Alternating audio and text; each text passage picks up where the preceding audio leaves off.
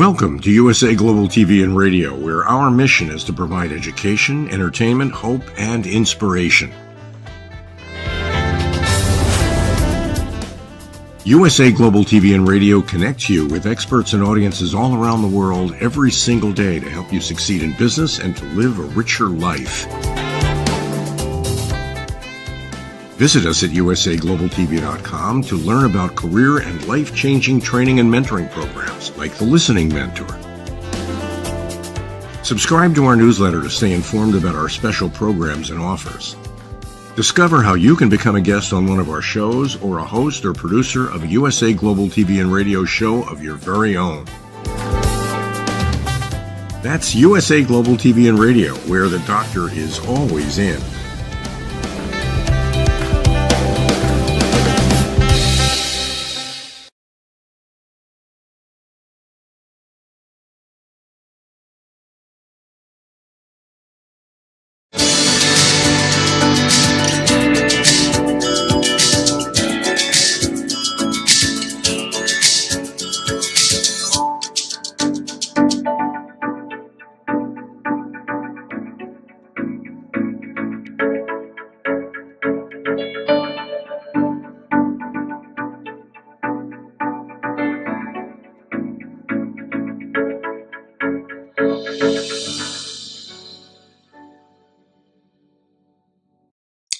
Hello, beautiful soul family, and welcome to Weekly Wisdom and Insights, your home for spiritually guided transformation and empowerment. I am your host, Dear James, and together with the unseen, Spirit, Source, and Symphony, we look at the current energies, the intuitive wisdom and insights, and we go as guided. And par for the course, a lot of as above, so below activity, one would say chaos, confusion, and yet clarity. Welcome, Alicia. So around the globe. So let's dive in because there's so much to cover. So we're looking at a 4-month, all month long, of course. So youthful folly, try again. It's about innocence and how we find our joy and our groove, our step in life. We got double nines. So this doubling down on small restraint, surrender, which is about, again, being in alignment with your soul source connection and going as guided. That's that small restraint and the surrendering to yourself. It culminates in the master number 22, this grace and adorning. And grace and adorning is from the inside out. And it's master number 22, which is the most powerful number.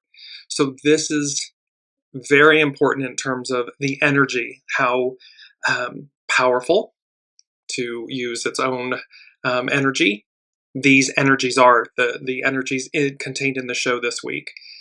And then again, it culminates, so we have double fours. So 22 becomes youthful folly, try again. So you see a lot of the doubling down, the youthful follies twice, the small restraints twice, and this master number 22, the most powerful master number. Welcome, Olivia. So now let's jump into the astrological influences. Last week we had finality, an irreversible ending. This week, and so we have Neptune has entered Aries. Mercury is now direct. Hallelujah. Coming up on the 12th is the Sun-CHIRON CAZIMI, and that's where Chiron sits in the heart of the sun. So all of these, and Chiron's the wounded healer, so it's like burning away. And look at 22 degrees. So it's this very powerful energy, powerful cleansing, powerful endings, new beginnings, all of that. And late on the 12th in the United States, but early in the morning on the 13th of April, we have the Libra full moon, and then followed by Venus direct. So literally this week, Mercury direct, Venus direct, planets are moving forward. Its energy is literally time to move on, move forward. So no matter how this theme is going to play out, there's a point about it's time to move on. It's time to move forward. It's time to let go of the old to receive the new. And then I want to go to, because here's the astrological chart for the Libra full moon. And instantly when I saw this, in the middle, I had this funny, I got Batman, Bat Medicine, like Batman, da-da-da-da-da-da-da, Batman. So this Batman bat medicine. And you'll see how that plays out. It's number 5 from the unseen, but we'll just take a look. As you can see at the very top of the chart is the moon directly opposite at 23 degrees Libra. The moon's in Libra, so it's a Libra full moon. And then we have the sun in Aries. It is conjunct Chiron. So there's this aspect as we get into this. Just remember this chart. We'll bring it back up as I go into our main theme.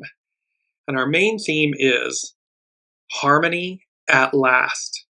And as I heard this from the unseen, I was like, I was kind of like laughing, going, "You're joking, right? I mean, you do see what's going on in the world stage, and the tariffs and the counter back and forth, and stock markets going crazy. I mean, just the madness and the mayhem and the chaos and the crazy. And yet, the unseen said, harmony at last, and we have this beautiful image of a harp sitting on the shore, like this rocky bed in front of the sea. And remember from last week's show, Neptune rising, a noble life, a shocking revelation, and Neptune rules the sea. So there's this aspect, and harps are powerful instruments associated with magic, emotions, and the supernatural. So harmony at last. The future eclipses the past. Bat medicine. And eclipse, to surpass or overshadow something, making it seem less outstanding or important by comparison. So there is a major aspect here about harmony, this return to harmony. The future eclipses the past. So where we're going overshadows where we've been. It makes it seem less outstanding or important by comparison. And then bat medicine. So, and number 1 from the unseen, they said, in the dead of winter, spring arrives. Now we're in the spring in the northern hemisphere. They're in fall in the southern hemisphere. So this was very interesting to me because, again, the unseen, in the dead of winter, spring arrives. What they mean is, it can look like on the world stage and everything, it can look like the dead of winter, this mayhem and craziness and chaos and confusion and so forth, and yet harmony, clarity. So in the dead of winter, spring arrives. And then I saw the images of the sun and the moon. And here these are from Brigitte Ashwood at Luminous Tarot. These beautiful images. On the left is the sun card. This radiant, and note this divine feminine face on the sun, all the sunflowers. There's the infant, the child, if you will, riding horseback, the white steed. And it's a very celebratory, it's like the purest, most wonderful card in the tarot. And then we have the sun. And so they're literally saying, in the dead of winter, spring arrives. So in this dead of winter, where it just looks like it's crazy, spring arrives. The sun and the moon. And remember, so they are the divine counterparts, the sun and the moon. They represent divine masculine, divine feminine. They also have, and this was interesting as I was doing my prayers before the show, the wolf energy on the moon card. The wolf energy came forward. So this, which is the wild aspect of us, baying at the moon and so forth, calling this divine masculine and feminine couple. You see all of the fiery flames, drops of fire, flames dropping. That's, as we noted last week, that major activations brought online, and that I saw the Pentecost, the baptism by fire. So there's all of this, and again, here's the sea, here's the crustacean, the crab crawling out from the waters onto the path, the way. We have the tower, the pillars. So again, there's this massive aspect that in all of this mayhem and craziness, harmony at last. And the divine counterparts, the sun and the moon, the divine masculine, divine feminine, arrive. And this powerful instrument of the harp just going back to our main theme again, our main image.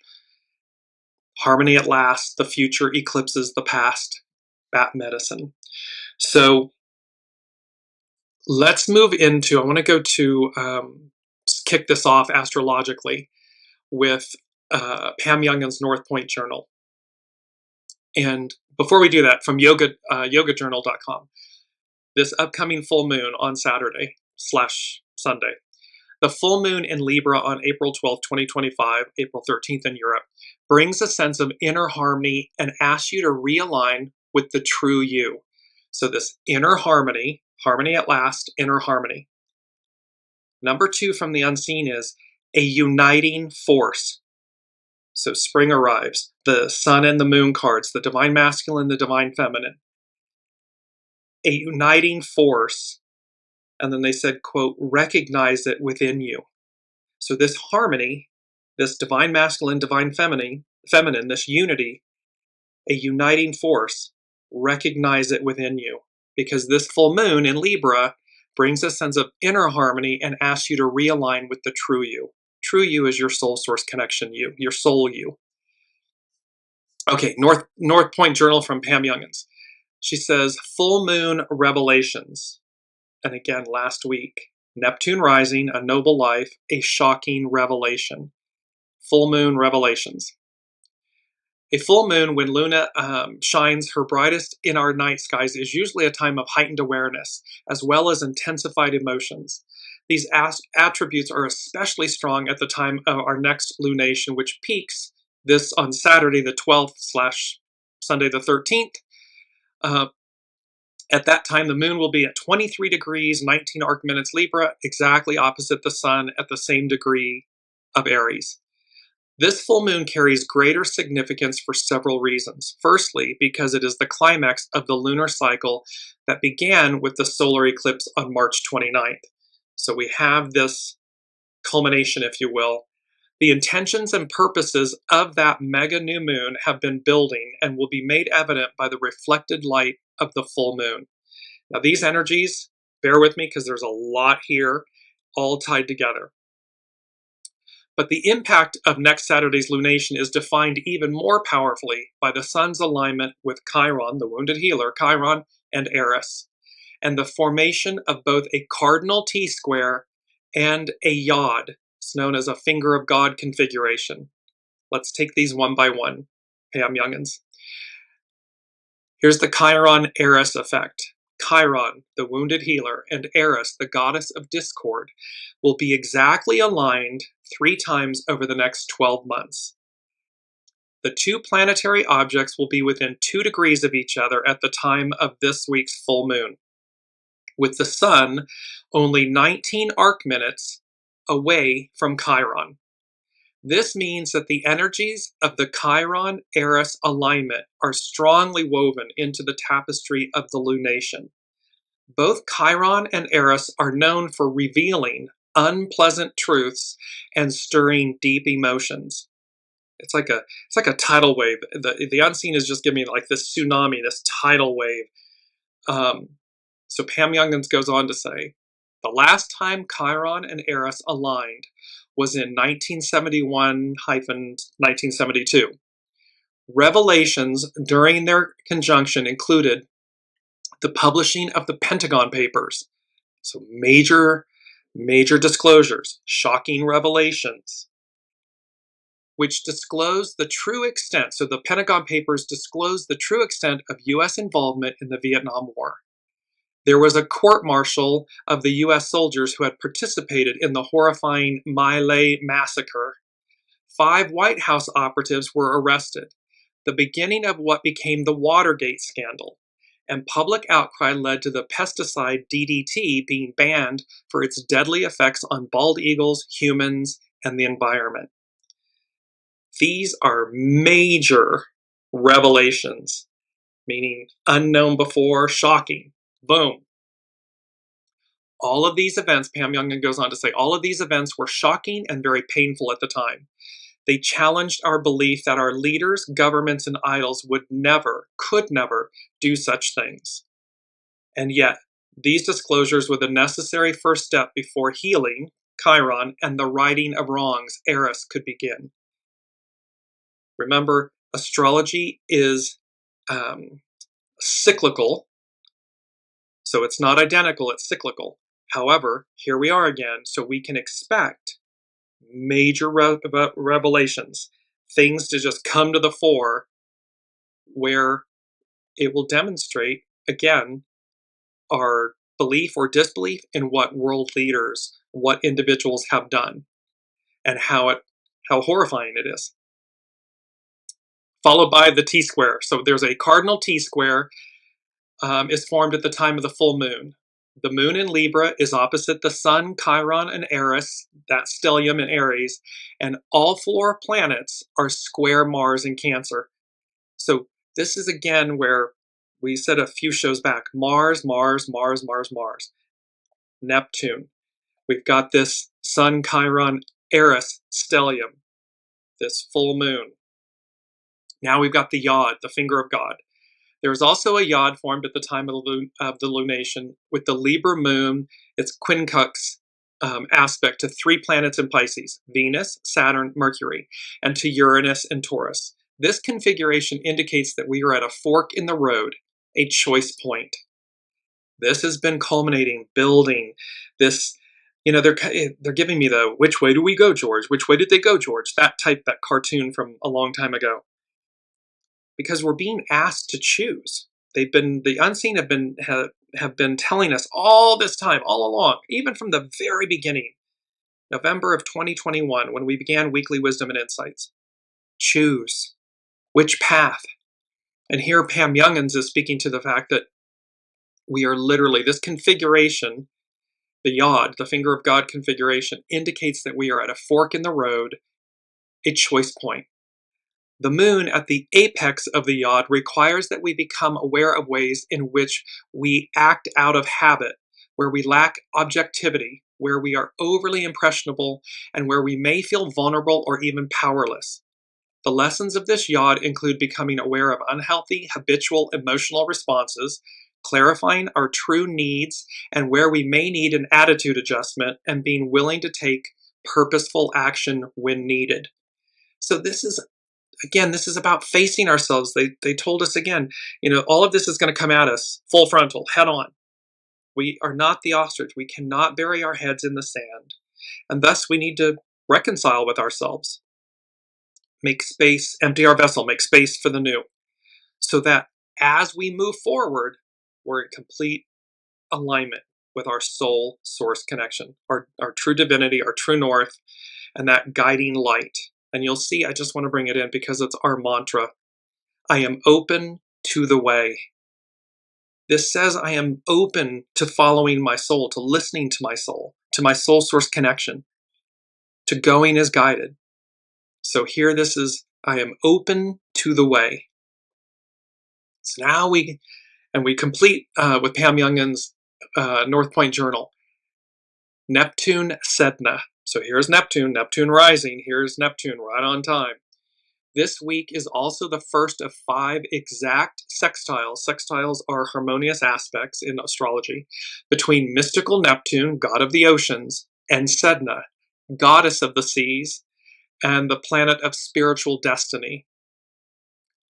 This influence may be subtle in its immediate effects, but as we work with it over the next 2 years, we have great opportunities for spiritual growth and to become more powerfully aligned with our soul's purpose.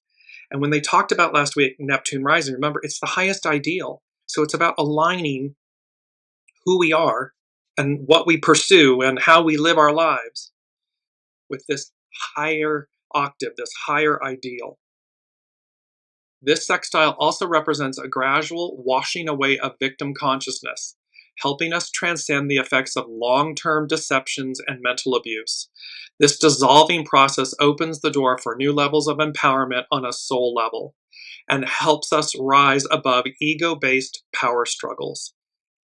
So that's from Pam Youngins at North Point Journal. And it's tying in, oftentimes, what I receive from the unseen is ahead, because universe time and earth time and so forth, they don't, time doesn't exist outside of earth. So when these things happen, but you can see they're all coming together, they're all converging. And this is where these powerful energies coming up this weekend with all of this, the moon and the yod and the T-square and the Chiron Sun CAZIMI. And yet the beauty of it all is harmony at last, the future eclipses the past, all of these revelations, this Neptune rising, a noble life, and how the sun and the moon, the divine counterparts, and remember, they're within us. They're not just external of us. The divine mother, the divine father, divine masculine, divine feminine, the sun, the moon, all of that resides within us. We are that. And so it's a uniting force. Recognize it within you. We've been talking a lot about what the new is and what it requires is this blending, this harmony. And so we're going to go to number 5. 5 denotes change from the number 5 denotes change and from the unseen. And this is where I was getting back to the astrological chart of this Libra full moon, that Batman, Bat medicine.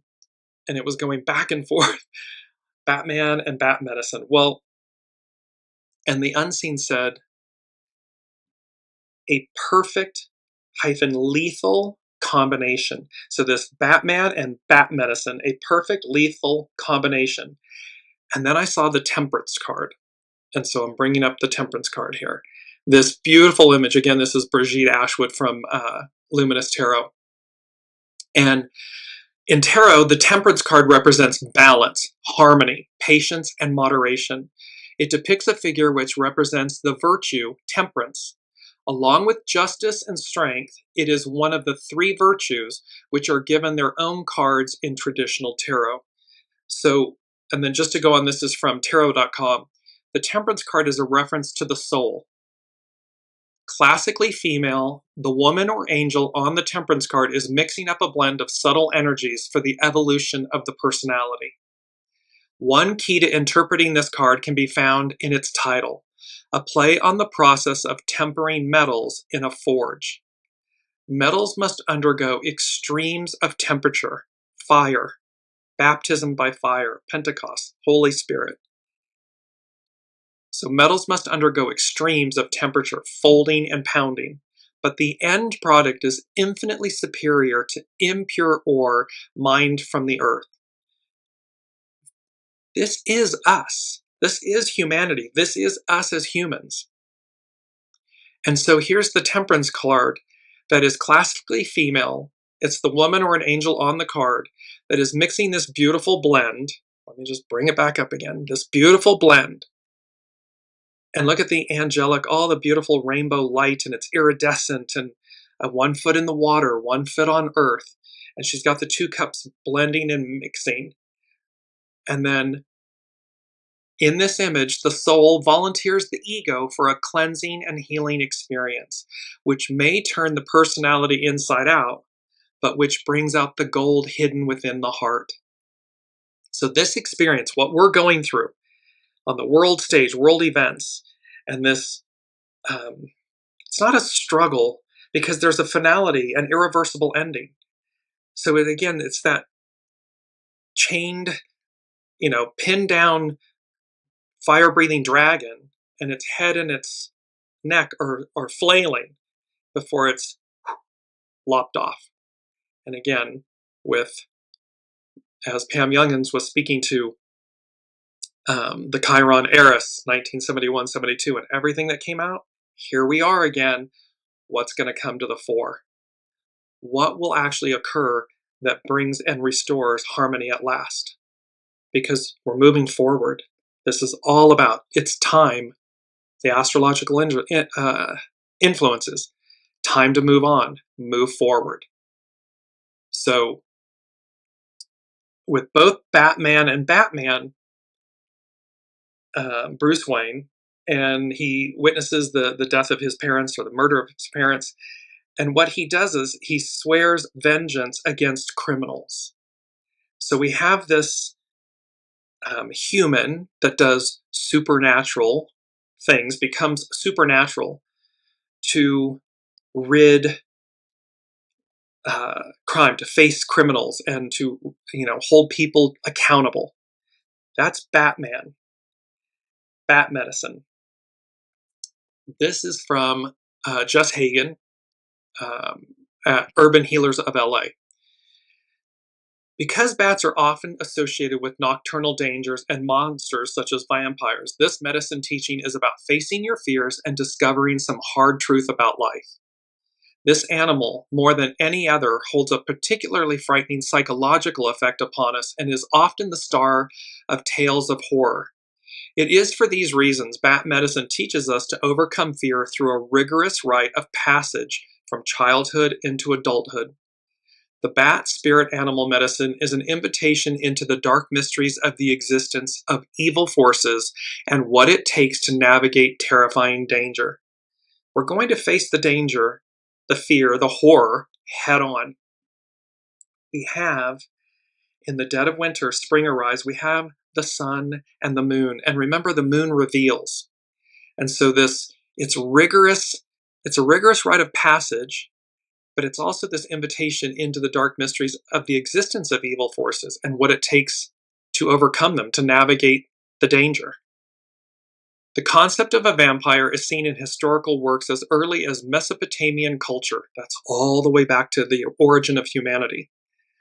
Bram Stoker's 1897 novel, Dracula, created the vivid image of a vampire transforming into a bat and sealed the connection between this animal and a mythic monster in the human psyche. A vampire is a terrifying symbol of a, quote, living dead creature who feeds on the life, energy, the blood of innocent people, luring them in with the promise of grandeur and ultimately draining them of life. Think of this in a modern day term. This creature feeds on the life energy, the blood of innocent people, but on the life energy of innocent people, luring them in with promise of grandeur, yet ultimately draining them of life.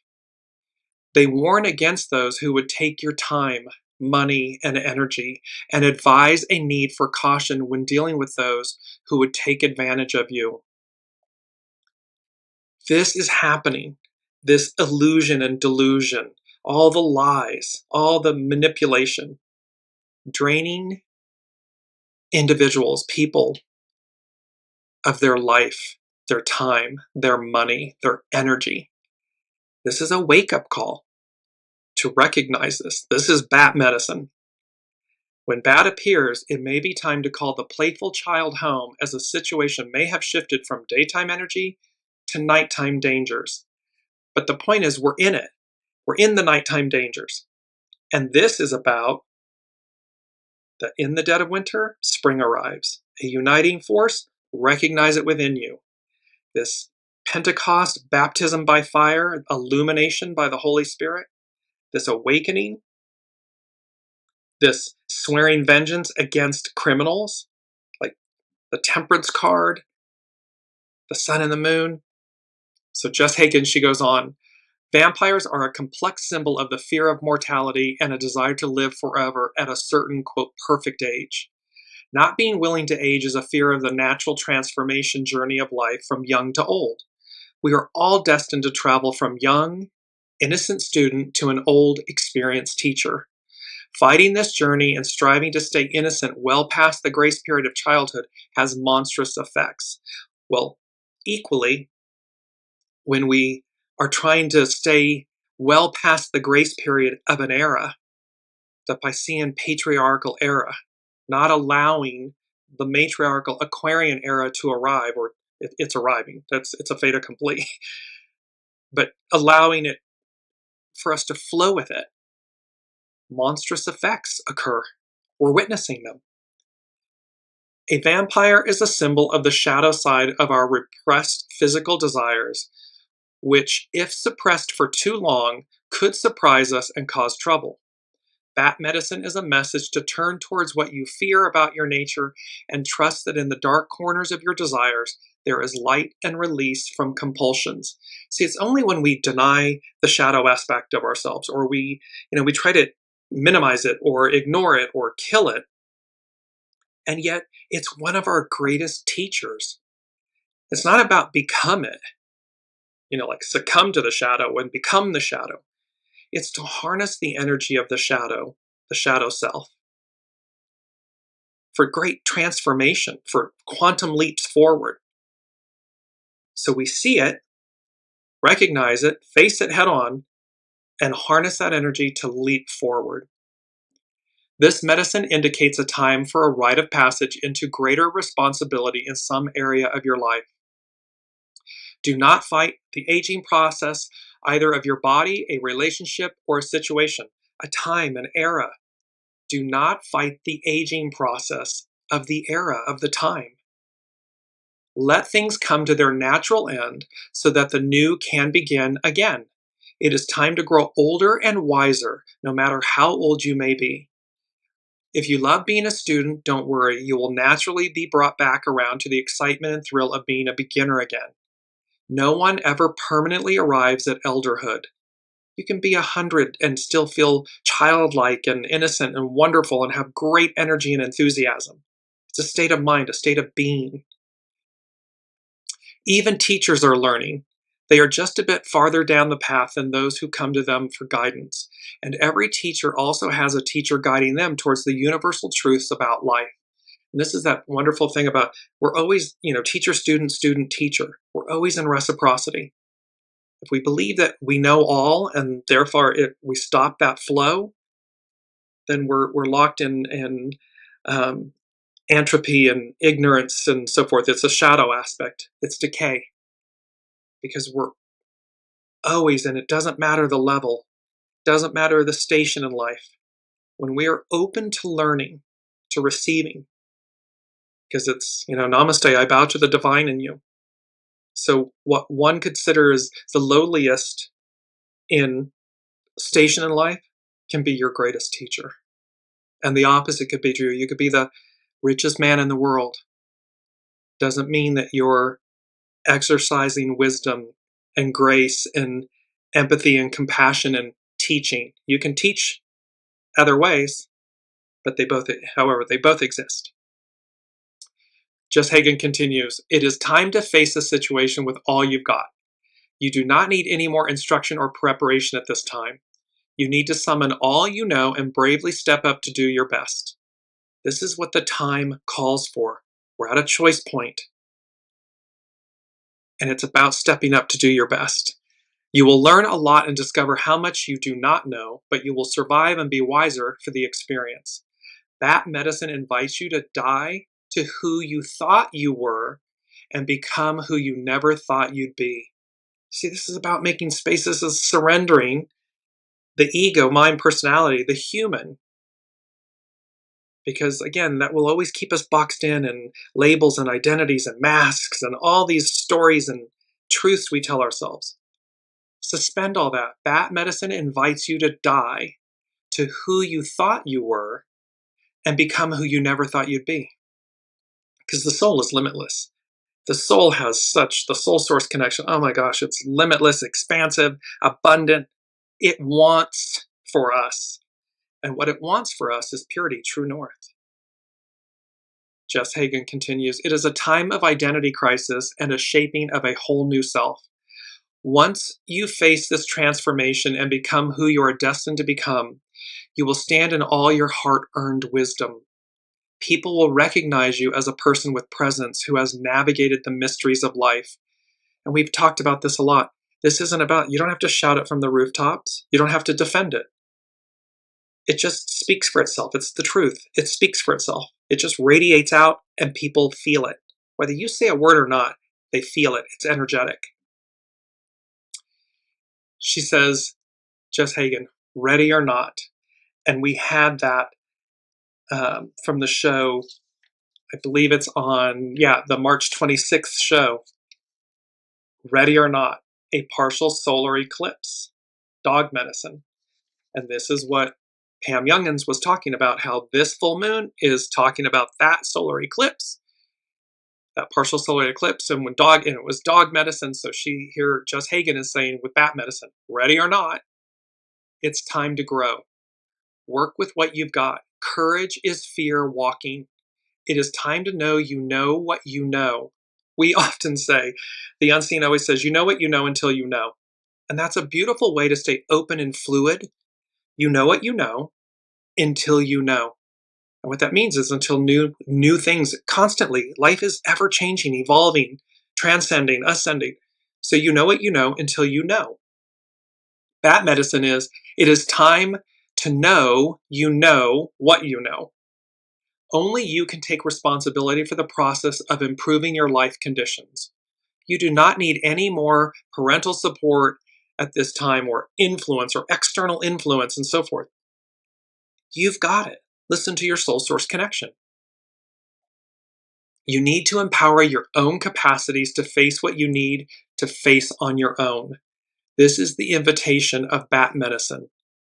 In the native traditions of Turtle Island, the bat spirit animal totem is the shaman maker medicine. It holds the ability to overcome fears of the overt, in your face scary things in life, and to push past the gargoyles at the gates of clarity. So we're pushing past the fears.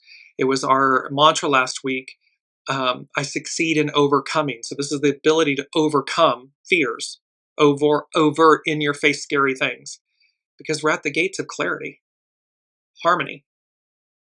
A shaman is someone who has let go of all notions of who they think they are and gained the ability to become whatever is needed, journeying to different times, places, and dimensions to negotiate powers and learn to wield them properly. This is the medicine that strips a person of an old, limiting personality and enables them to step into a larger, wiser, new self, emptied vessel, new being. It could portend a time of discomfort, but the lesson here is feel the fear so that it will come to its end as soon as possible. It's like feel it, face it, and all of a sudden it dissipates. It's because you faced it. Hesitancy only prolongs the pain of change, and change is the only constant. It's inevitable. So embrace it. So that was from Jess Hagen at Urban Healers of LA, Bat Medicine. I want to go to two of our quotes. The first one is, this is from Carrie Hone at cafeosoul.com. Good fortune perches on apparent disaster. And I love this quote because, again, what it's speaking to is right now, you could look at the entire world and say, it looks like apparent disaster. Good fortune perches on apparent disaster. Because again, what is it doing? What is this moment in time doing? It's bringing it up. This is that Pluto-Mars opposition, Neptune rising.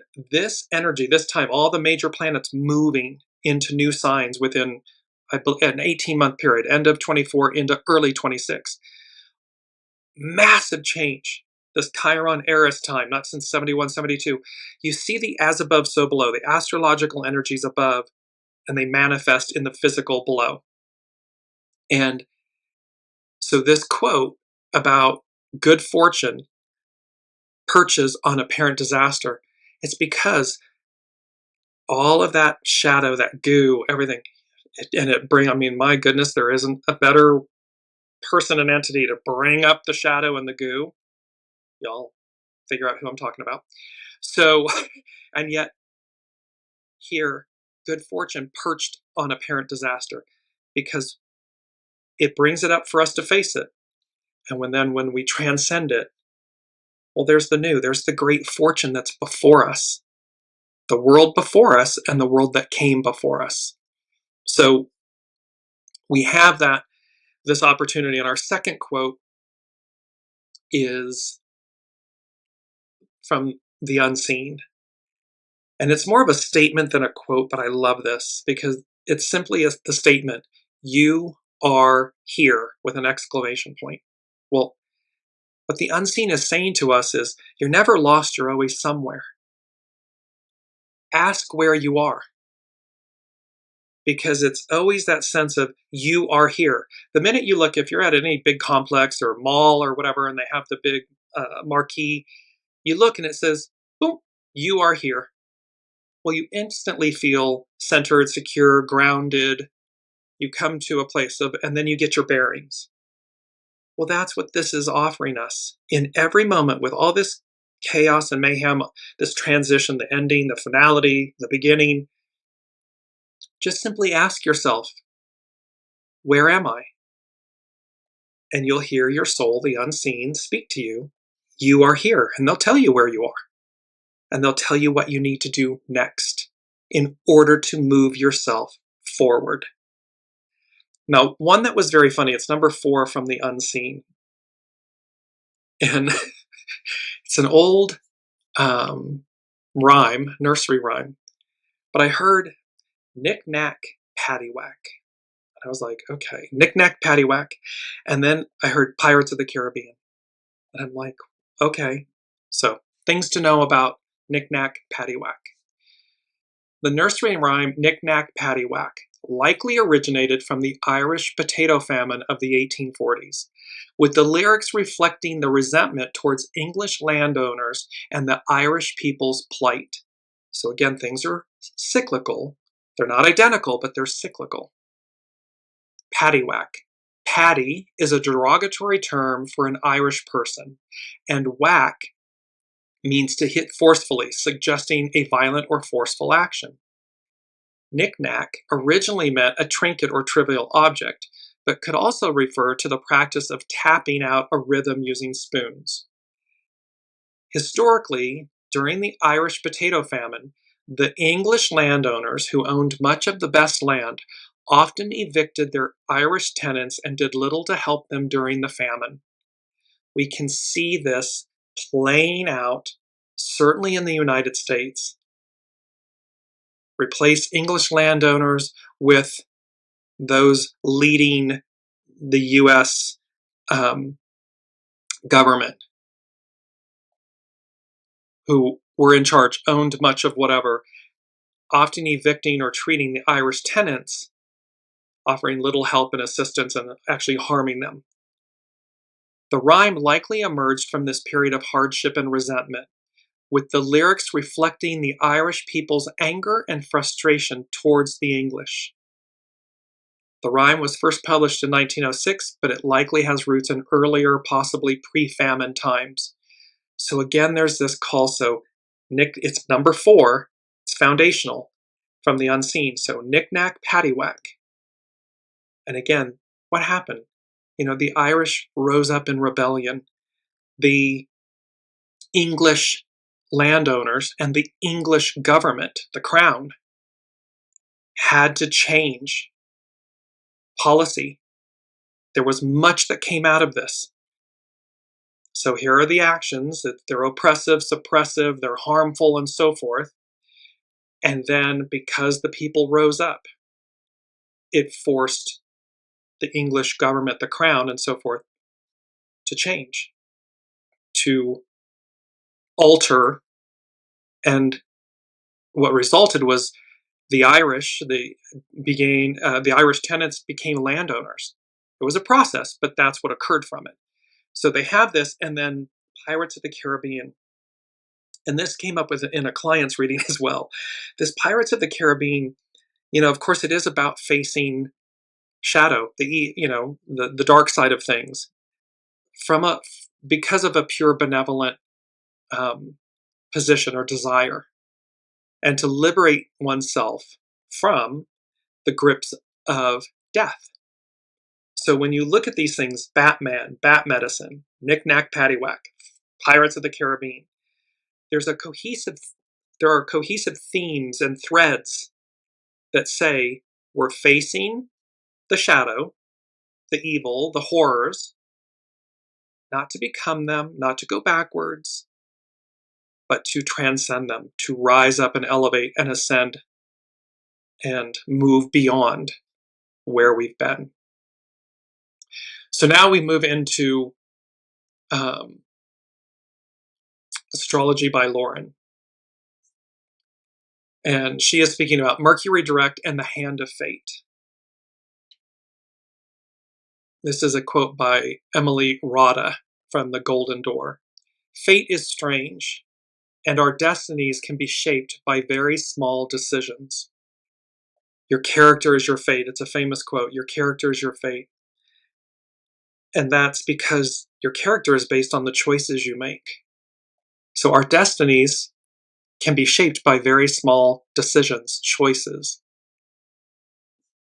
Astrology by Lauren. In the classic text, Astrology for the Millions, Grant Louis describes Mercury in Pisces as seeing, hearing, feeling, and tasting what you want to.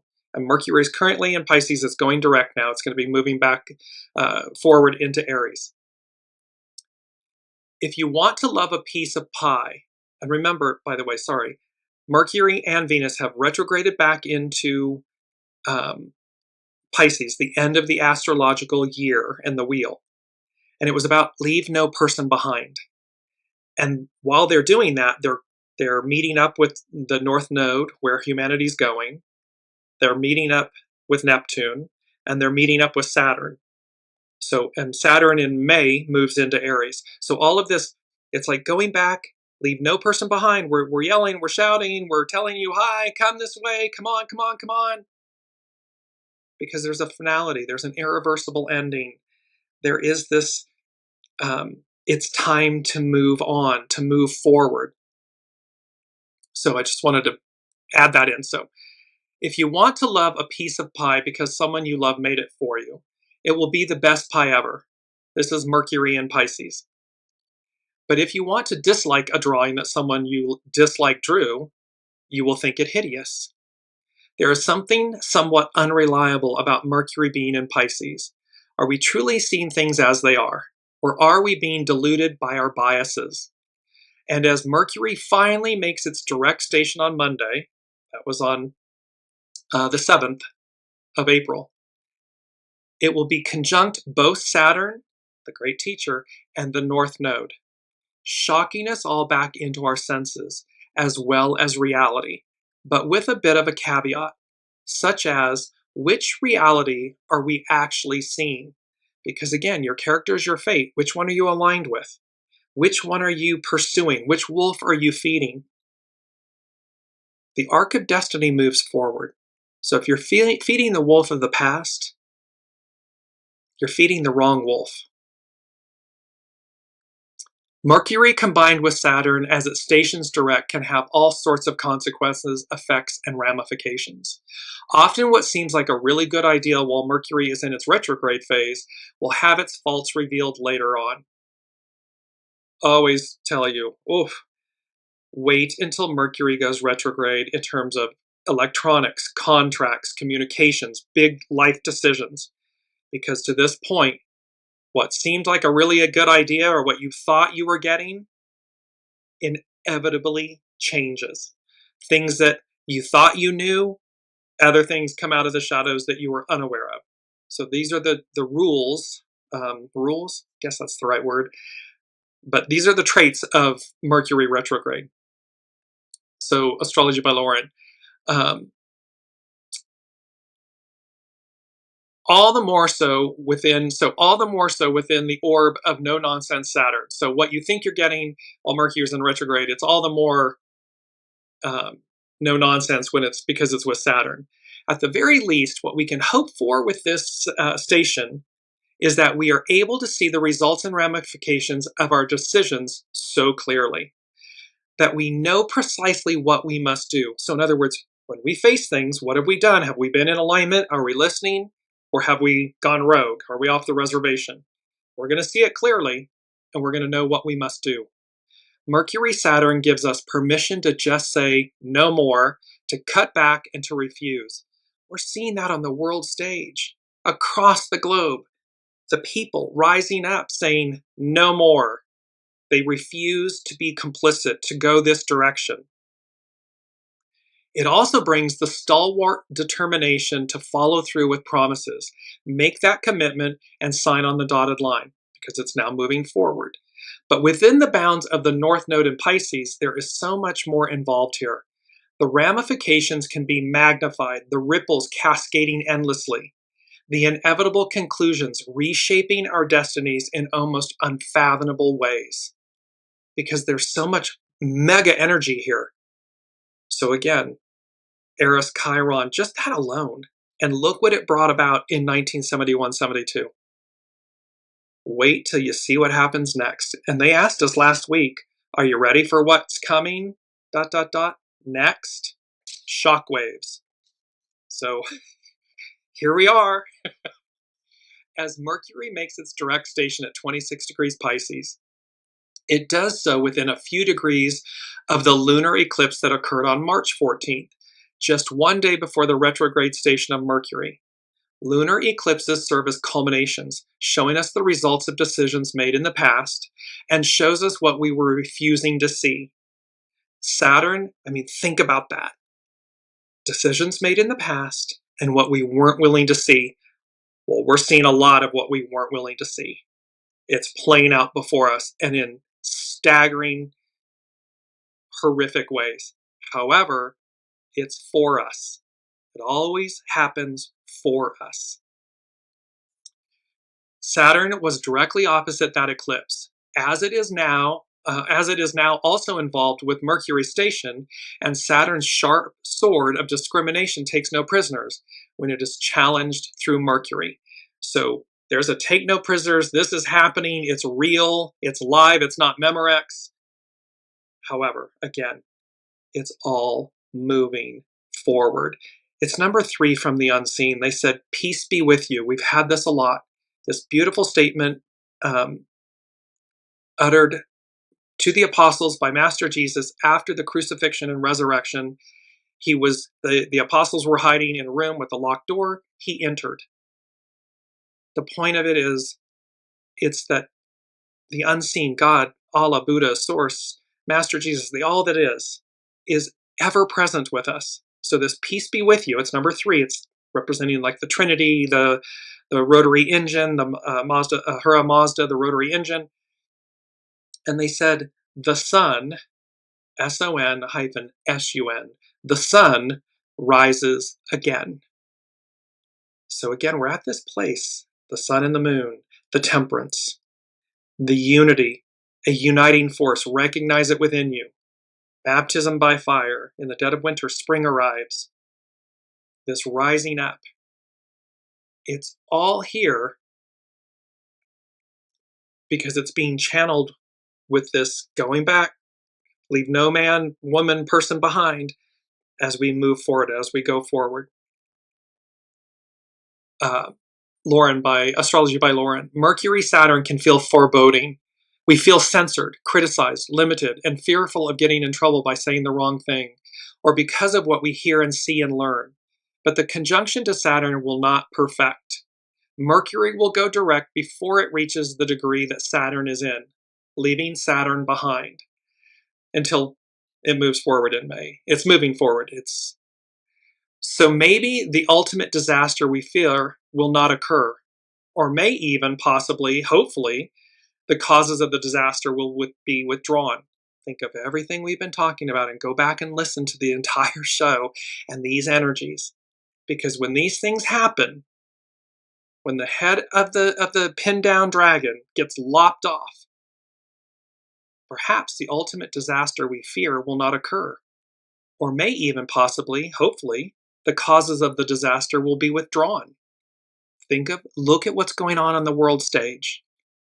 Tariffs, trade wars, mass hysteria and confusion and chaos.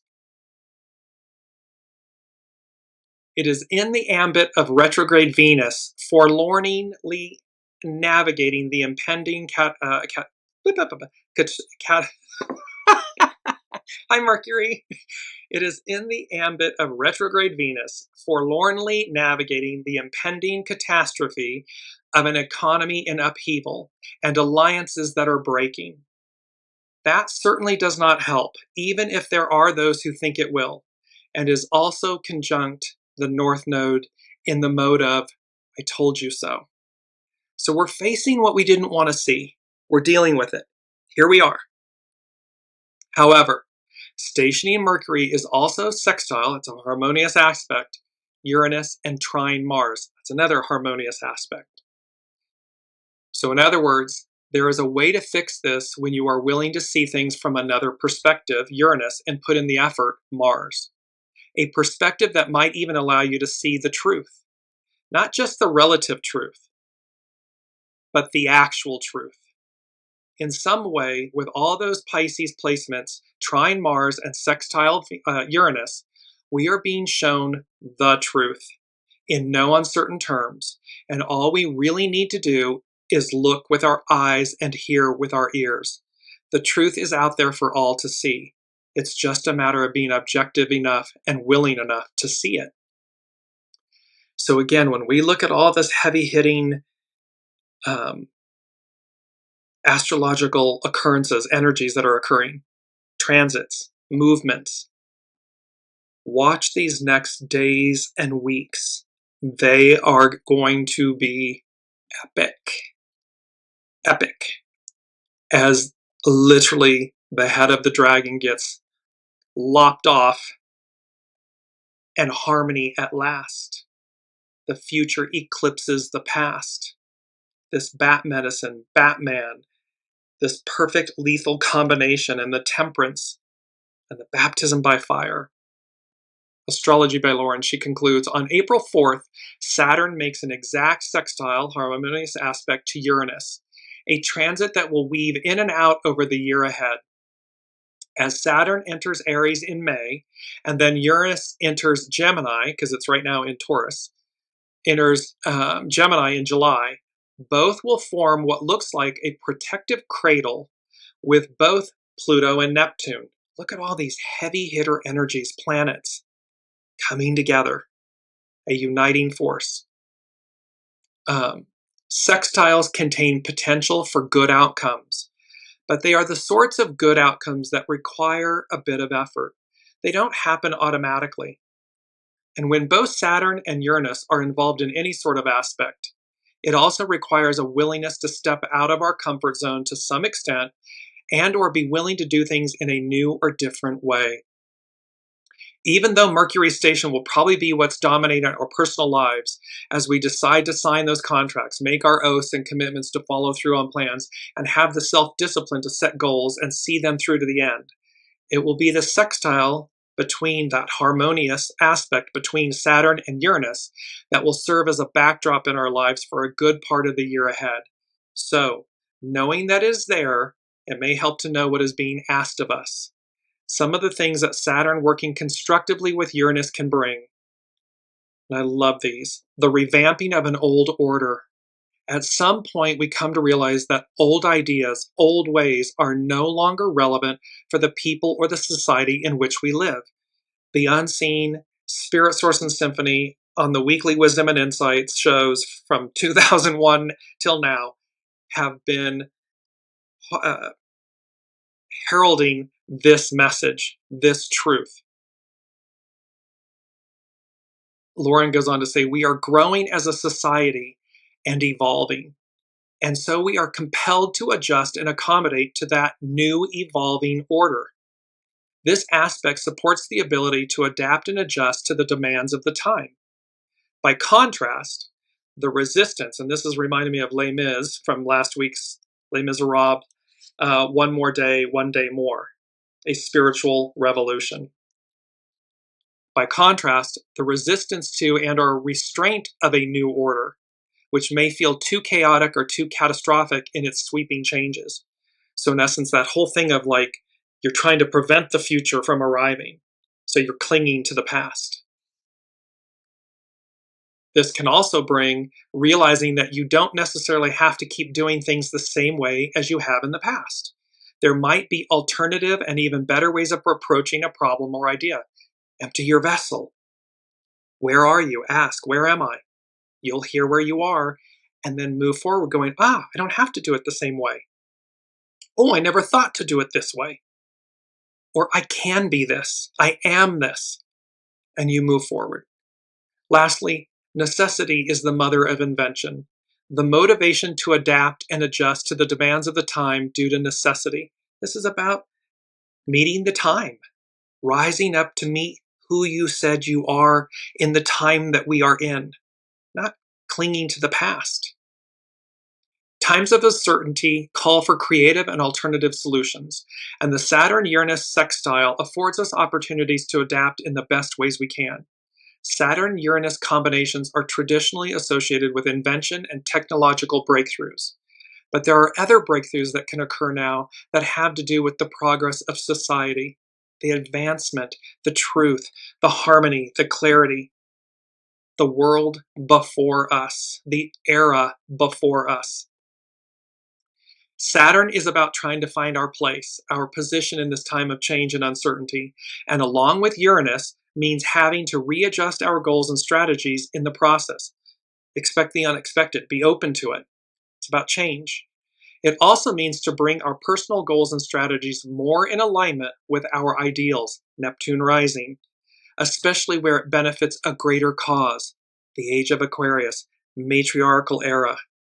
Whether that be to humanity as a whole, to support civil rights, the environment, or greater fairness and equality. And Astrology by Lauren, she concludes with, Martin Luther King Jr. proposed that whatever career one might choose, that they may also pursue an avocation along with that, to be a dedicated fighter for civil rights. In other words, in his words, Martin Luther King Jr., to make a career of humanity. He asked of us to commit yourself to the noble struggle for human rights. You will make a greater person of yourself, a greater nation of your country, and a finer world to live in. Just the sorts of innovative ideas that Saturn-Uranus transits support. And so may it be. So, beautiful, powerful energies that are upon us. We are literally, it's like quaking in your boots. Like we are literally quaking in our boots because it's here. It's showtime. Time to move on, move forward. Peace be with you. The sun rises again. A uniting force, recognize it within you. In the dead of winter, spring arrives. And last but not least, it was number 6, which denotes spirit and service from the unseen. And they said, surprise, with 3 exclamation points. So I would not be surprised if revelations, shock waves, shocking revelations, things that are going to come in these days and weeks ahead, that they will come in 3s. They often do. So be mindful, be open, and just be good to yourselves, and don't fear. Don't fear your shadow. Harness the energy of fear to propel you forward. There's greatness on the other side of fear, and there's greatness on the other side of this current moment. Perched. What is it? Our beautiful quote, perched. Good fortune perches on apparent disaster. It's on the other side of apparent disaster. So I leave you with great good fortune and blessings and love, and we will look to see where the energies take us next. Until then, be well.